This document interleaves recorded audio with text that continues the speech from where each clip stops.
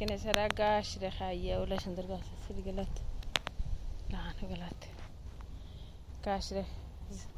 আশ্রিয়া সারা গাছ নষ্ট করিয়া তারা চিকেনের ঘর রাতকে ঘুমাইবার আর এখন কেউ তান্তারে বন্দি খারা করা হারাইছি দিনও রইবার লাগিয়া কারণ আমার পোয়া বানাইছে লাকড়ি দিয়া আর এখন লাকড়ির লগে টাচ করিয়া এখানে মুরগি ডিম পাড়তে উঠিছে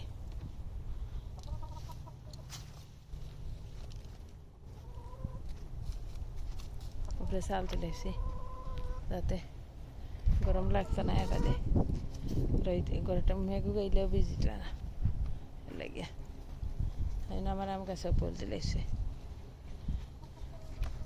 নিচে বল দিছে উপরে দিয়ে কুড়ি লাইছে নয়া বছর নয়া গাছ আম